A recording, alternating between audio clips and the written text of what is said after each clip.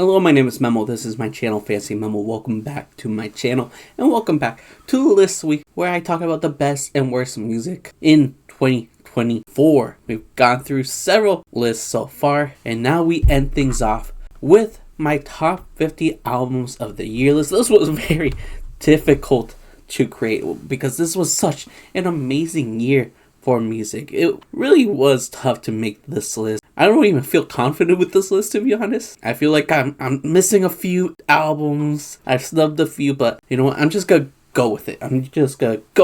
And yeah, I'm excited to talk about a lot of these albums. Of course, I'm gonna speed run through the first half, the 50 through 26 albums. And then from there on, I'm gonna talk a little bit more about the albums from there. But yeah, I'm excited to talk about some of the best music of the year. 2024 was definitely one of the best years in music in a long time for like basically all genres, but mainly hip hop and pop. That's where most of these albums come from. So I'm excited to talk about it. But before I do, if you like music related content like this, please subscribe, since that is what I do here. And if you're already subscribed and want more of this for some reason, check out my Instagram, Twitter, TikTok. If you like basketball, more specifically NBA basketball, check out my basketball podcast. It's called Above the Rim Rundown, where we run down all things NBA. Check it out if you're interested. And yeah, let's talk about some albums. We're starting at number 50. Just barely making it. Childish Gambino with Bando Stone and the New World. Number 49, Don McLennan with The Changing of the Trees. Number 48, I'm gonna butcher this, Gabriel and Paco Amoroso with BAÑO MARÍA. Number 47, Doechii with Alligator Bites Never Heal. Number 46, Absol with Soul Burger. Number 45, Smino with Maybe in Nirvana. Number 44, Clairo with Charm. Number 43, Metro Boomin and Future with We Don't Trust You. Number 42, Yeet with 2093. Number 41, That Mexican OT with Texas Technician. Number 40, GloRilla, who had an amazing year this year, with Glorious. Number 39, Freddie Gibbs, You Only Die Once. Number 38, English Teacher with This Could Be Texas. Number 37, Faye Webster with Undressed at the Symphony. Number 36, James Blake and Lil Yachty, of all duos, with Bad Cameo. Number 35, Cordae with The Crossroads. Number 34, Dracula with Chubby. Dracula is actually one of my viewers. He recommended me his album and his songs during one of my live streams, and I couldn't believe how amazing his work is. So yeah, check out this album. It's on Bandcamp. I'll leave a link down below if you want to check it out, but highly recommend it if you're into like sample heavy hip hop. Number 33, Remy Wolf with Big Idea. Number 32, Richie with Triple Digits 112. Number 31, Rex Orange County with The Alexander Technique. Number 30, Ka with The Thief Next to Jesus. Rest in peace to Ka. Number 29, we've got Vince Staples with Dark Times. Number 28, 070 Shake with, I believe, Petrichor. I might have butchered that. Number 27, I don't know if this counts, but I love this album, and it was updated a lot. So, Childish Gambino with ATAVISTA. That's my 27. Number 26, to round out the first half, we've got Logic with Ultra 85. Probably his best album. It's pretty long, but great rapping, and I love the instrumentals here. Now, let's talk about the top half. Starting at number 25, we've got Raveena, Where the Butterflies Go in the Rain. Very underrated album here. Beautiful album to listen to. Very lush. Speaking of beautiful and lush, we've got 24, Raven Lene with Bird's Eye. This is such a stunning album that I highly recommend. Number 23, Quadeca with Scrapyard. For the longest time, I couldn't get into this album, but with more listens and with the year ending, it was finally clicking to me. So I'm glad I could shout this out, especially since I love Texas Blue off of this album. So shout out to Quadeca. Number 22, Rhapsody with Please Don't Cry. A very emotional and warm feeling album. Kind of on the longer side, but Rhapsody absolutely killed it. She was amazing on this album. Number 29, Gene Dawson with Glimmer of God. What an insanely beautiful album this is. There's a lot of beautiful albums here. Very well produced, very lush. I love the strings and the instrumentation in general on this album. It's very well performed. He's getting into his Spanish bag in a couple of these tracks. And yeah, I love it a lot. I think this might be his best album. It's that good. Number 20, we've got 1999 Write the Future with Hella. Very unique album that blends in so many different genres, brings them all together to make one unique listening experience. Number 19 goes to Joey Valence and BRAT with No Hands. This is just an album filled with banger after banger after banger. It's a banger filled album. Can't describe it any other way. Number 18, we got Lupe Fiasco with Samurai. What a great album. Very well written, utilizing inspiration from Amy Winehouse of all people. Lupe Fiasco is the only rapper I could see writing an album like this, so shout out to him. Number 17, I don't listen to a lot of metal, I won't lie, but Knocked Loose with You Won't Go Before You're Supposed To is insane, bro. It's such an insane project. Head banging, angry ass album with themes of religion, I guess, and the questioning of religion. It's such an intense and dense album, even though it's like only 30 minutes. There was a cool poppy feature in there too. This album is insane. So if you're into like metal, check it out. Number 16 goes to Makami with Rich Ass Haitian. Hami is definitely embracing his roots here on this album. His rapping sounds as good as always, but it's the beats here that sound so good. And I love how he mixed things up from track to track, whether it's the features, the beats, the themes. He does a great job at capturing your attention. Number 15 goes to Beyoncé with Cowboy Carter, the only country album I was able to stomach in my entire life. I don't like country. I really don't. And it definitely helps that Beyoncé dives into other genres as well that are closely related, like folk music, Americana. But she adds in some pop in there, some R&B, hip-hop even. And I think she blends these worlds together so well. This album was done very tastefully. Great singing performances here. It's a little on the longer side, but it's a great addition to this trilogy she's trying to create with Renaissance and now Cowboy Carter. Number 14, shout out to Indie Punk. Check them out on Instagram. It's a blog I used to write for. They host like small events that I've been trying to go to, but I've been kind of flaky, so I'm sorry. But shout out to Indie Punk for this recommendation because they named this the album of the year, which is BLACKSTARKIDS Saturn Dayz. Now we could also include Heaven on Earth as well, since it's like a companion piece. It's like the side B to Saturn Dayz, but Saturn Dayz gets the spot because of the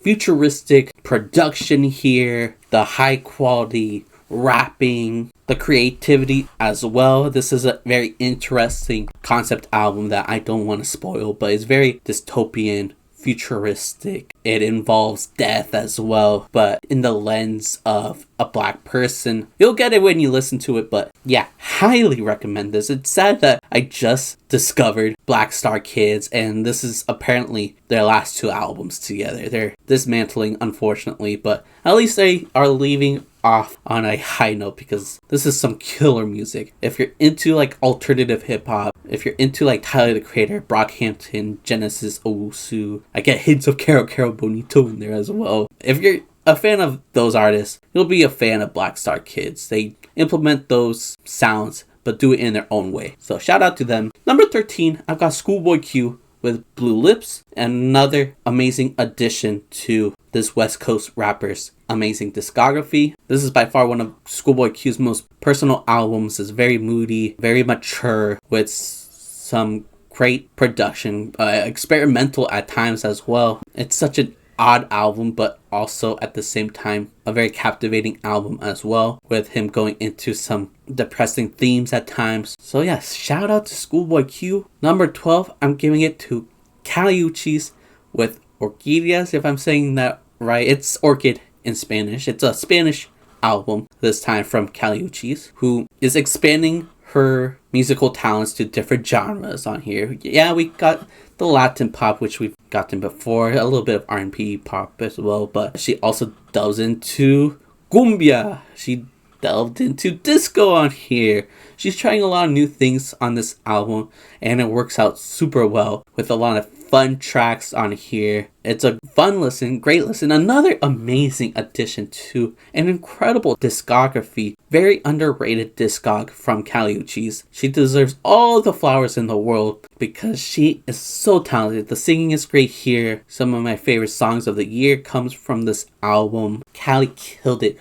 once again, nearly making it to the top 10. At number 11, right outside of the top 10, we got Jack White with No Name. How have I been sleeping this whole time, dude? I've never listened to a Jack White project before. I never even listened to a White Stripes album before, but I decided to give this album a try and I was blown away. Jack White has an awesome voice. I love his singing on this album. The writing is killer, but it's the rock production here that it's so addicting. I keep coming back to this album. It's a killer rock album that I unfortunately was sleeping on for the longest time. I've been sleeping on Jack White for the longest time, but I'm gonna make sure to change that. I will. Maybe I could listen to a White Stripes album for a classic reaction episode later this year. But yeah, that's 50 through 11.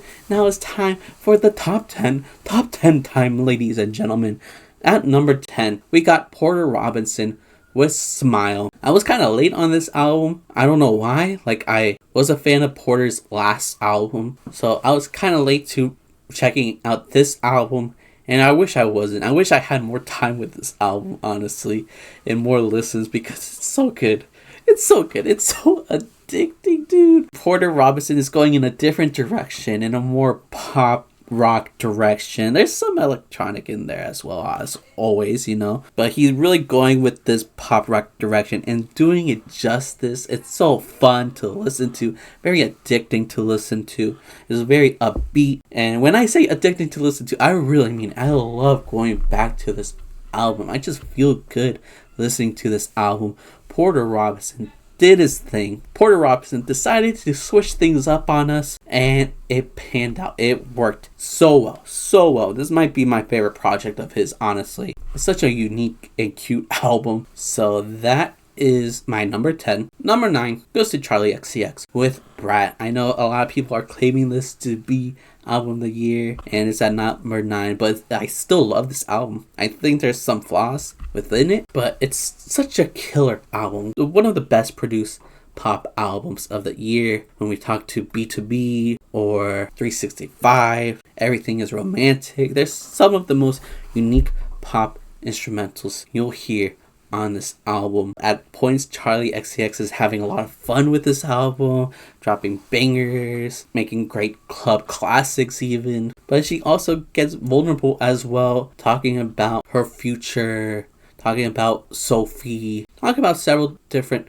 personal themes within several of these tracks, which makes it a unique experience when you compare it to past Charli albums. I love this album. It might not be my album of the year, it might not even be my pop album of the year, but still amazing. I understand why there's so much hype around this album, and I'm very happy to see Charli's success after the release of BRAT. So that's my number 9. Number 8, probably the most surprising addition to the list. You probably didn't expect to see it this high on my list, but I have Billie Eilish with Hit Me Hard and Soft. It's such a beautiful album. It really is. The production here is well done. Shout out to Phineas because he killed it. They basically took some elements from their first album and just expanded on some of those ideas here and explored new ones as well. Like on L'amour de ma vie, the little like hyper pop outro thing at the end is insanely cool. It's so weird. Did not see that coming. Maybe it's an awkward fit, but I loved it. Nevertheless, Billie is doing a phenomenal job here with the writing. It's a very personal album, talking about some deep topics like her coming out. The singing is beautiful as always, especially when she finally like explodes and show off her range. It's very nice to see. There's some catchy tracks here, some fun tracks, some moody and depressing tracks. It flows very nicely from song to song. So yeah, maybe it's a little surprising seeing me put Billie this high up, but I really enjoyed this album. I think it might be her best album. I don't know. Her first album was amazing too, but this is killer. This is honestly a killer album. Alright, moving on. Number 7. I feel like this was one of the most disrespected albums. I believe this album did not get as much love as it deserves, but it's Denzel Curry with King of the Mischievous South Volume 2. You could interplace this with the deluxe as well, like that is just as good. But yeah, this album is really cool. It's Denzel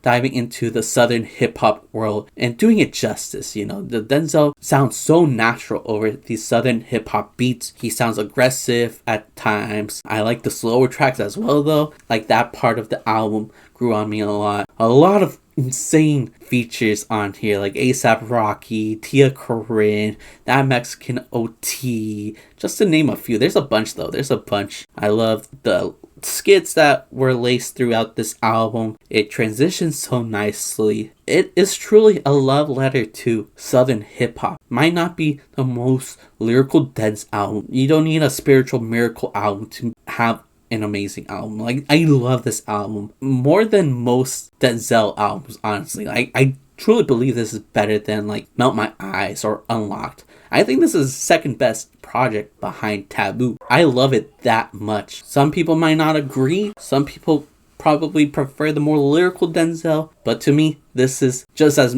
amazing, maybe even more amazing than most of his past projects, so I'll leave it there. Number 6, we've got No Worries with Why Lord. No Worries, Innocent Pack, Knowledge came together once again for another collaborative album and outdoing their last one with Yes Lord, but this time they're going in with a mission, and their mission is to be depressed. Like, this is a very heart-wrenching album with Anderson .Paak basically going over his feelings after getting divorced, and there's a lot of mixed feelings. You know, there's parts of this album where he's like happy because he has more love to give. He could go out more, he could go party, meet more people, get to know more girls. But at the same time, there's also the guilt, there's also the heartbreak within there. Some of the more sadder parts are when Anderson .Paak brings up the time where his mom was judging him why he let her go. They were questioning him for what happened, which, like, obviously I don't know what happened, but it just goes to show like how amazing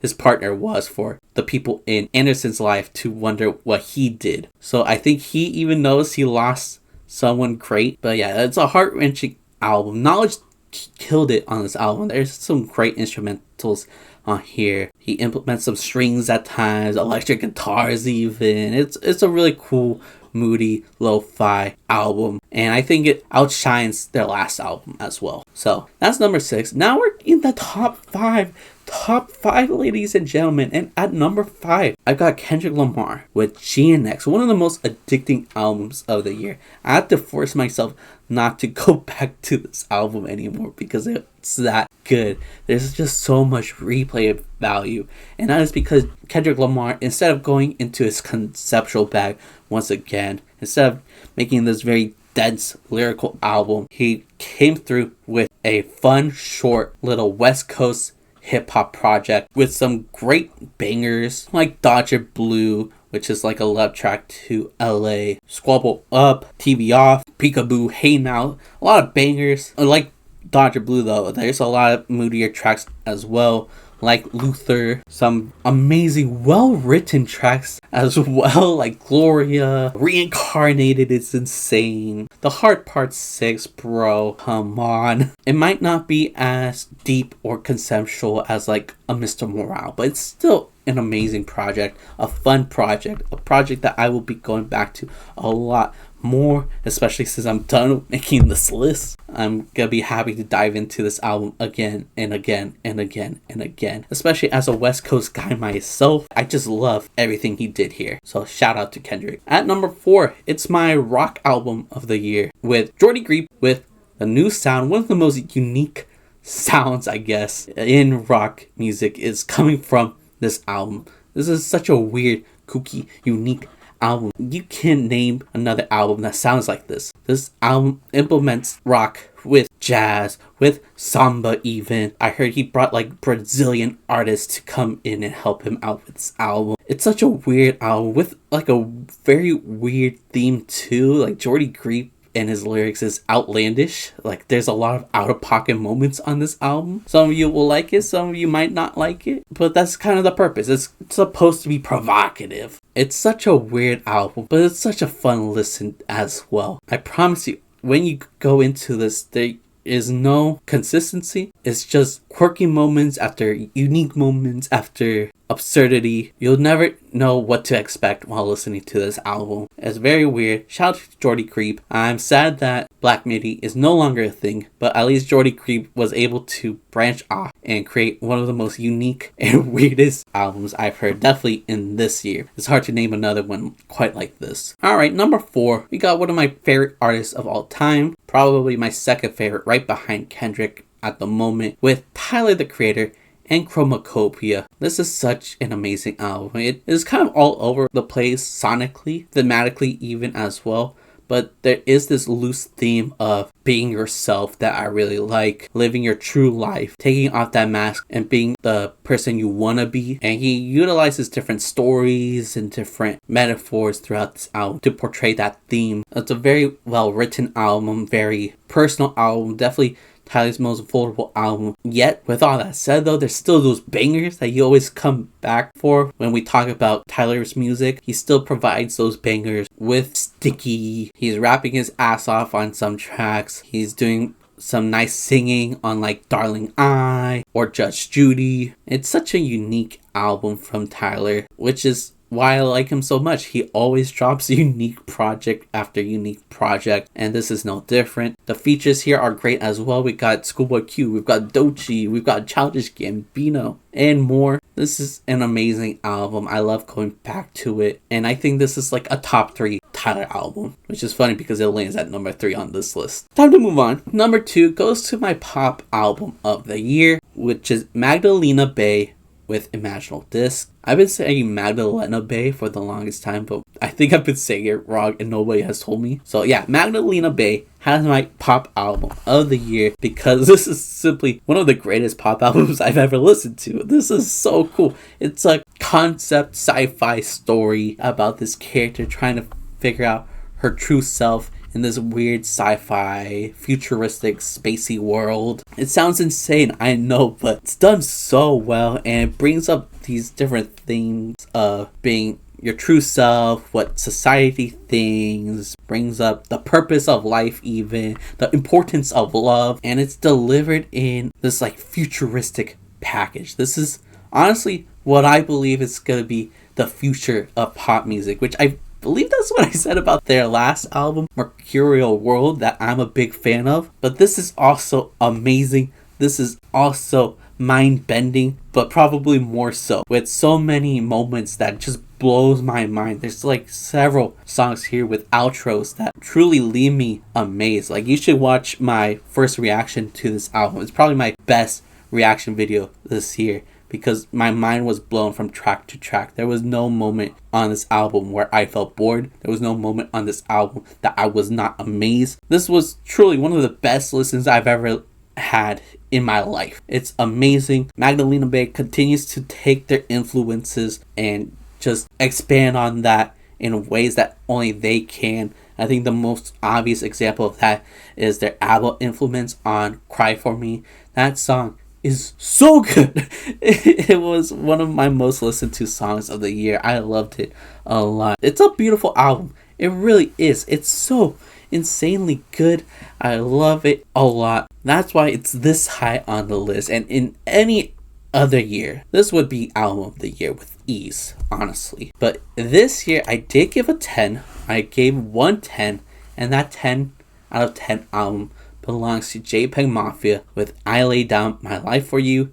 This is my number 1 album of the year, and I've talked about it a lot, but I'm going to talk about it one more time because I love it so much. It's JPEGMAFIA continuing to evolve as an artist, as an experimental hip-hop artist and producer, doing Peggy things like rapping his ass off over his ops, He's going after his haters and Nepo babies and stuff like that. Finds very unique and Peggy ways to insult others. But the key difference here is the instrumentation. And this is a big reason why I gave it a 10, because he was able to enhance his production in a way I could not believe he was able to blend in the world of experimental hip-hop with rock music, bringing in some like metal production in there at times.